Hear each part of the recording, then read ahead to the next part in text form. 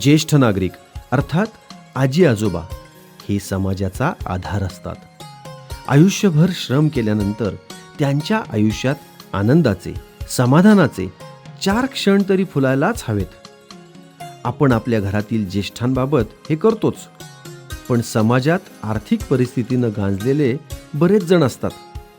काही वेळा चांगल्या सोयी सुविधाही त्यांच्यापर्यंत पोहोचतच नाहीत.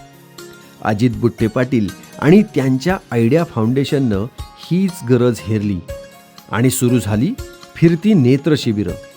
या फिरत्या नेत्र शिबिरांमुळं खेड तालुका आणि शेजारील अनेक गावांना लाभ झाला.